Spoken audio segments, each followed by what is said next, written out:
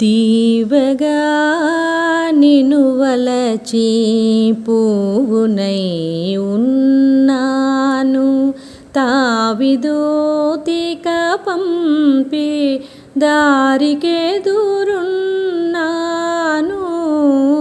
తీవగా నిను వలచి పువ్వునై ఉన్నాను, తావిదోతిక పంపి దారికెదురున్నాను. ఈ కలన రావా నాకేసి చూడవా, ఈ కలన రావా నాకేసి చూడవా. తీవగా నిను వలచి పువ్వునై ఉన్నాను, తావిదోతిక పంపి దారికెదురున్నాను. తీవగా నిను వలచి పువ్వునై ఉన్నాను. కమల వస్తుందని తెలవగానే రమేషుడు తన పాతింటికి వెళ్ళి సామానంతా సర్ది ఆమె రాక కోసం ఎదురు చూస్తుంటాడు. ఆమె వచ్చిన తర్వాత ఆమెని లోపలికి ఆహ్వానించి ఆ స్కూలు విషయాలన్నీ అడుగుతూ ఆవిడని తినమని రేగిబండ్లు వగేరా పండ్లు తినిపిస్తాడు. వాళ్ళు తింటుండగానే జోగేంద్ర మరియు అక్షయుడు ఇంటిలోకి వస్తారు. వాళ్ళని చూసి రమేషుడు కంగు తింటాడు. తర్వాత ఏమైందో ఇక మీరే చూడండి. రమేష, ఆ అమ్మాయి ఎవరు అని గట్టిగా జోగేంద్రుడు అడిగాడు. మా బంధువుల అమ్మాయి అన్నాడు రమేషుడు. ఆమెకు మీకు ఏం సంబంధం? మీ బంధువులు అందరి గురించి మాకు చెప్పావు, అప్పుడు ఈమె గురించి చెప్పలేదు. పోనీ ప్రేమికురాలా? అంటే మా చెల్లిని వివాహం ఆడబోతున్నావు కనుక అటువంటి బంధుత్వం లేదనుకుంటున్నాను. అయినా ఎప్పుడు ఈమె గురించి నువ్వు ఎందుకు చెప్పలేదు అన్నాడు జోగేంద్రుడు. ఆగు జోగేంద్ర, నిజానికి స్నేహితుల దగ్గర కూడా దాచాల్సిన విషయాలు ఉన్నాయని అనిపిస్తున్నది అనుకుంటూ అక్షయుడు అక్కడికి వచ్చాడు. అవును రమేష, ఇది చెప్పకూడని రహస్యమా అన్నాడు జోగేంద్రుడు. రమేషుడు కోపంతో చూస్తూ, అదొక రహస్యమే, కానీ ఈ అమ్మాయి గురించి నీతో మాట్లాడను, ఈమె గురించి ఏమీ చెప్పను.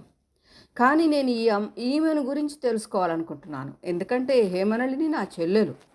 ఆమెకు నీతో వివాహం నిశ్చయించకపోతే నీ వంశాన్ని అంతటిని తెలుసుకోవాల్సిన అవసరం నాకేం లేదు. నీ రహస్యాలేమిటో నీతో ఉండిపోయేవి అన్నాడు జోగేంద్రుడు. నేను కూడా చెప్పబోయేది అదే. నేను మనస్ఫూర్తిగా హేమనళినినే వివాహం చేసుకోవాలనుకుంటున్నాను. పెళ్లికి అడ్డుపడే ఎటువంటి సంబంధాలు నాకు లేవన్నాడు రమేషుడు. నీవు నా స్నేహితుడివి అయితే నీకు ఎటువంటి సంబంధాలున్నా నాకు అక్కరలేదు. కానీ హేమనళిని నీకు కాబోయే భార్య కాబట్టి నువ్వు ఎన్నిసార్లు డొంక తిరుగుడు సమాధానాలు ఇచ్చినా నేను పదే పదే ఈ అమ్మాయి ఎవరని అడుగుతాను. ఈ అమ్మాయితో నీకున్న సంబంధం ఏమిటని, ఇంత దూరంలో ఇల్లు తీసుకొని ఇక్కడ ఆమెను ఎందుకు ఉంచావని అన్నాడు. ఆ కారణం చెప్తే రహస్యం బయటకు వస్తుంది. ఆ విషయాలన్నీ అడగకుండా నన్ను నమ్మవా? జోగేంద్రుడు. ఈ అమ్మాయి పేరు కమల కదా? రమేషుడు. అవును, ఆమె పేరు కమలనే. జోగేంద్రుడు. ఇన్ని రోజులు మీరు భార్యాభర్తల వల్లనే జీవించారా? రమేషుడు. అవును. అబ్బో, సత్యహరిశ్చంద్రుడు ఎంత నిజమైన మాట చెప్పాడో. అయినా నువ్వు ఈమెను నీ భార్య కాదని చెప్పాలనుకుంటున్నావు. ఆమె ఎవరో చెప్పకుండా ఏదో ఒకటి చెప్తున్నావు. ఇవన్నీ విన్న తర్వాత కూడా నిన్ను నమ్మాలా? అవునా? ఏదైనా ఒక విషయంలో మెలిక ఉన్నదంటే తప్పకుండా ఒకటి నిజమైతే రెండోది అబద్ధం ఉంటుంది. రమేషుడు చెప్పింది నిజమని పాఠశాలలో ఉపన్యాసం వల్ల గంట కొట్టి మరీ చెప్తున్నాడు. దాన్నే నువ్వు ఉదాహరణగా తీసుకుంటున్నావు. నేను మీకు ఏ విషయం చెప్పాలనుకోవడం లేదు. హేమనళినికి ఎటువంటి అన్యాయం చేయాలని అనుకోవడం లేదు. కమల విషయం మీతో మాట్లాడను, ఎందుకంటే దానికి ఒక కారణం ఉన్నది. ఎవరితోనైనా కమల విషయం మాట్లాడితే కమల భవిష్యత్తు పాడవుతుంది. అయినా నేను ఏది చెప్పినా మీరు నమ్మే స్థితిలో లేరు కాబట్టి చెప్పినా చెప్పకపోయినా నా పట్ల మీ వైఖరి ఇలాగే ఉన్నప్పుడు ఇక కమల గురించి ఎందుకు చెప్పాలి? అవును, ప్రతి విషయం హేమనళినికి చెప్పావా అడిగాడు జోగేంద్రుడు. లేదు, మా పెళ్ళైన తర్వాత చెప్తాను. ఒకవేళ ఆమె ఇప్పుడు వినడానికి సిద్ధంగా ఉన్నా చెప్తాను అన్నాడు రమేషుడు. నేను కమలతో మాట్లాడవచ్చునా అని అడిగాడు జోగేంద్రుడు. వద్దు, ఆమెకేం తెలియదు. ఒకవేళ నేను తప్పు చేశానని మీరు భావిస్తే మీరేం చేయాలనుకుంటున్నారో అది చేయండి. అంతేకాని కమలను మీరు ప్రశ్నలతో వేధించడం నాకు ఇష్టం లేదని నిర్మొహమాటంగా అన్నాడు రమేషుడు. సరే, ఎవరిని ఏమీ అడగం, కానీ నువ్వు చేస్తున్న పనులన్నీ సాక్ష్యాలతో సహా చూపెట్టావు కాబట్టి నేను నీకు వివరంగా చెప్తున్నది ఏమిటి అంటే, ఇక నువ్వు మా ఇంటికి రానవసరం లేదు. ఒకవేళ హేమనళినితోనో మా నాయనతోనో మాట్లాడాలని వస్తే నిన్ను మెడబట్టి బయటికి గెంటేస్తాను, జాగ్రత్త అన్నాడు జోగేంద్రుడు. రమేషుడు తెల్లబోయి చూశాడే కానీ ఏమీ మాట్లాడలేదు. అంతేకాదు, హేమనళినితో నీవు ఎటువంటి ప్రత్యుత్తరాలు జరపకూడదు. మాకు తెలియకుండా హేమనళినితో సంబంధం పెట్టుకోవద్దు. అలా నీవు నేను చెప్పిన మాట వినకుండా రాకపోకలు సాగిస్తే కమలతో నీవు కలిసి ఉన్న విషయం అంతా అందరికి చెప్తాను. ఎవరైనా హేమనళిని పెళ్ళి ఎందుకు ఆపేశారని నన్ను అడిగితే నేనే వద్దానన్నానని చెప్తాను. ఎలాగైనా సరే ఏదో ఒకరోజు అంతా తెలుసుకుంటాను. నీవు జాగ్రత్తగా లేకుంటే నీ కథ అంతా బయటకు వస్తుంది. నేను ఇంత కఠినంగా మాట్లాడుతున్నాడు ఏమిటా అని అనుకుంటున్నావేమో కదా. హేమనళినికి కమల విషయం తెలిస్తే రమేషుడిని అలా తేలికగా ఎందుకు వదిలావని నన్నే ప్రశ్నిస్తుంది. అందుకే ఆఖరిసారి హెచ్చరిస్తున్నాను. హేమనళినితో మాట్లాడాలనే ప్రయత్నం చేయడం కానీ ఆమెకు ఎదురుపడడం కానీ చెయ్యకూడదు. నేను నీతోటి ఒట్టు వేయించుకోవడం అంత మంచిది కాదు. నీకు సిగ్గు శరము ఉంటే, నీ రహస్యం గురించి నీకు భయం అనేది ఉంటే నేను చెప్పినట్టు చెయ్యి, సరేనా? నిజమే జోగేన్, నిజమే. నీవు రమేష్ బాబు గురించి ఆలోచించకు. నువ్వు అన్నట్టుగానే అతను చెప్పేదంతా తాపీగా వింటున్నాడు. ఇక మనం వెడదామా? రమేష్ బాబు బాధపడకు, మేము వెళ్ళిపోతున్నాంలే అన్నాడు అక్షయుడు. జోగేంద్రుడు అక్షయుడు వెళ్ళిపోతే బాగుండుననుకుంటున్నాడు రమేషుడు. అతడు అనుకున్నట్టుగానే ఇద్దరు వెళ్ళిపోయారు.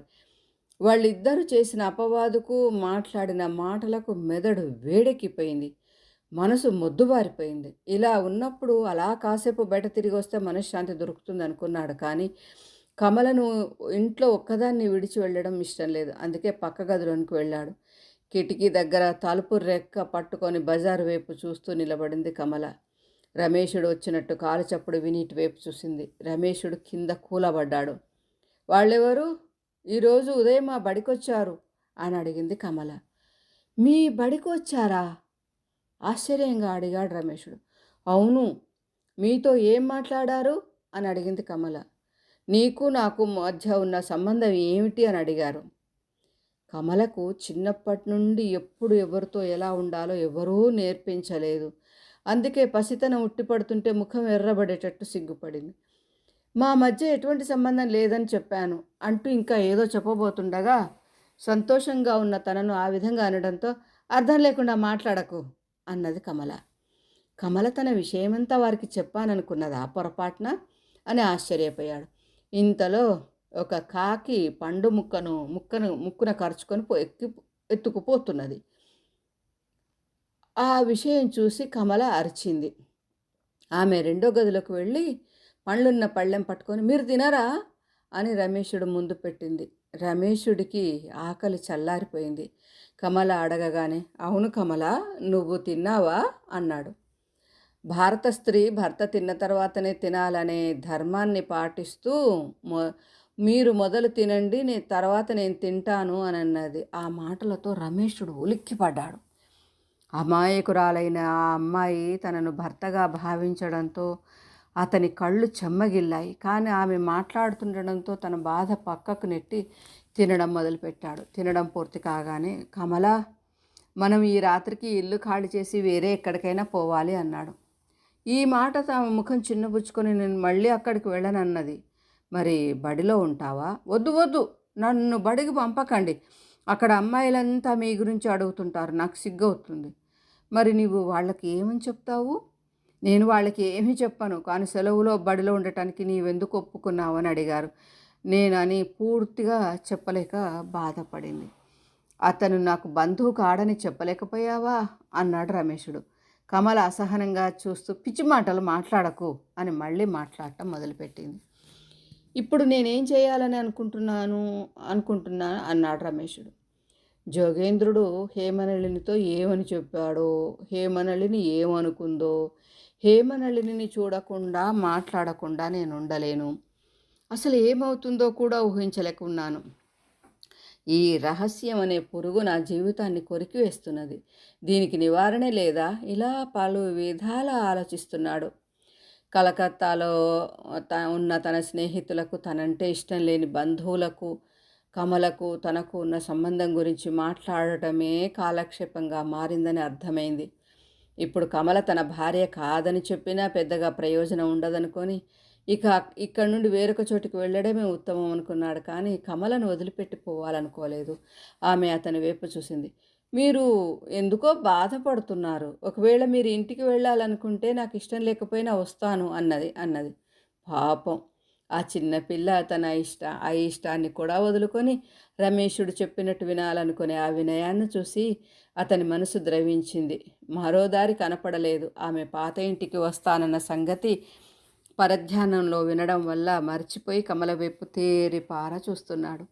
అతను పరధ్యానంగా ఉన్నట్టు గ్రహించి, నేను సెలవులలో బడిలో ఉండనన్నానని మీరు ఈ నిర్ణయం తీసుకున్నారా? నిజమేమిటో నాకు చెప్పండి అన్నది కమల. నిజమేమిటో చెప్పడానికి లోపల తొందరపడ్డాను. నీతో కాదన్నాడు. ఇక నుండి తనను విచారపడుతూ కమల ముందు కూర్చోవద్దనుకొని, కమల ఇలారా, నువ్వు ఇన్ని రోజులు బడిలో ఏం నేర్చుకున్నావో చెప్పు అని కొద్దిగా లేను హుషారు తెచ్చుకొని అడిగాడు. కమల చిన్నపిల్ల మనస్తత్వం కదా, అందుకే ఇక మాట్లాడటం మొదలుపెట్టింది. భూమి గుండ్రంగా ఉందని తాను బడిలో నేర్చుకున్న జ్ఞానానంతా చెప్పి రమేషుడిని ఆశ్చర్యపరచాలనుకుంది. రమేషుడు ఆ విషయం తనకేమీ తెలియనట్లు, అవునా, భూమి గుండ్రంగా ఎలా ఉంటుంది అని సందేహంగా అడిగాడు. కమల తన కళ్ళను పెద్దవిగా చేస్తూ, ఆ విషయమంతా మా పుస్తకంలో ఉన్నది, నేను నేర్చుకున్నాను కూడా అన్నది. అవునా, అయితే మీ పుస్తకం ఎంత పెద్దగా ఉంటుంది అన్నాడు ఆశ్చర్యం నటిస్తూ. అలా రమేషుడు తన చదువు గురించి మాట్లాడటంతో ఉత్సాహంగా ఆ పుస్తకం పట్టుకొచ్చి, అదేమంత పెద్దది కాదు, కానీ అచ్చు పుస్తకం అందులో పటాలున్నాయి అని చూపెట్టింది. రమేషుడు అవునా అన్నాడు. కమల తను నేర్చుకున్నదంతా రమేషుడికి చెప్పేటప్పుడు తన తోటి విద్యార్థినుల, ఉపాధ్యాయుల గురించి, పాఠశాలలో ఉండే కట్టుబాట్ల గురించి చెప్తూ రమేషుడిని మాటల్లోకి దింపింది. మళ్ళీ రమేషుడు పరధ్యానంలో పడ్డాడు. కానీ అంతలోనే తేరుకుంటూ ఆమె చెప్పిన చివరి మాటలతో ఏదో ఒకటి కలిపి మాట్లాడుతున్నాడు.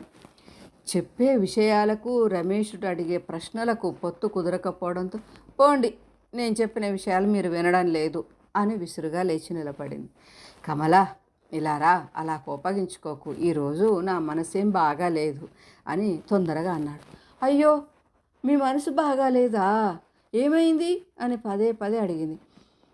విషయం ఏమీ లేదు, కానీ అప్పుడప్పుడు అలా అవుతుంది. సరే, మీ పాఠశాల విషయాలు చెప్పు అన్నాడు. నా భూగోళ పాఠంలోని పటాలను చూస్తారా అని తాను నేర్చుకున్నదంతా తనకి చెప్పాలని ఉబలాటంతో వంగుతూ అడిగింది. చూస్తాను అని ఉత్సాహంగా అన్నాడు. వెంటనే కమల తన పుస్తకం తెచ్చి అతని ఎదురుగా పెట్టి, మీరు చూస్తున్న ఈ వర్తులాకార బొమ్మలు రెండూ ఒకటే, ఎందుకంటే గుండ్రంగా ఉన్న వస్తువును సమగ్రంగా చూపెట్టాలంటే ఈ విధంగానే చూపెడతారని మీకు తెలుసు కదా అని మొదలుపెట్టింది. రమేషునికి విషయం స్పష్టంగా చెప్పాలని, ఒక వస్తువు చదరం అయితే అదే అవుతుంది, అలా ఎందుకంటే రెండు అర్ధగోళాలు ఈ పటంలో వేరువేరుగా చూపెట్టారని కమల చెప్పుతూ ఆ సెలవు నాటి మొదటి రోజు సాయంకాలం ఇద్దరికి అలా గడిచిపోయింది. అక్షయుడు, జోగేంద్రుడు వచ్చేసరికి అన్నాదబాబు చాలా విచారంగా కూర్చొని ఆలోచిస్తున్నాడు. రమేషుని కలిసి జరిగిన విషయమంతా తెలుసుకుని వచ్చే ఆదివారం పెళ్లి జరిగేటట్టు ఏర్పాటు చేసి ఉంటారని ఆశిస్తున్నాడు. నాయనా, మీరు ఇలా రమేష్ని పట్టించుకోకుండా ఉండేసరికి వ్యవహారం అంతా చెడిపోయింది. ఇలా జరుగుతుందని ముందే ఊహించి ఉంటే అతన్ని మీకు పరిచయమే చేయకపోయేవాడిని అన్నాడు. హేమనళిని పెళ్లి చేసుకుంటానంటే నాకు చాలా సంతోషమని ఎన్నోసార్లు నీవే నాతో అన్నావు కదా, మరి ఇప్పుడు ఎందుకు ఆ పెళ్ళిని ఆపేశావు అని అడిగాడు అన్నాదబాబు. నేనెందుకు ఆపినాను? అయినా "ఆ, ఏం అయినా అని ఆగావు? చెప్పు, నీవు ఆపకుంటే అనుకున్న ప్రకారం జరిగేది కదా." జరిగితే అని జోగేంద్రుడు కాసేపు ఆగాడు. కొన్ని పనులు అవంతట అవే జరుగుతాయి. అలాగే అలా జరిగే వాటికి ఎవరూ ముందుకు నెట్టవలసిన అవసరం లేదు. ఇక కింద ఒలికిపోయిన పాల గురించి బాధపడడం అనవసరం.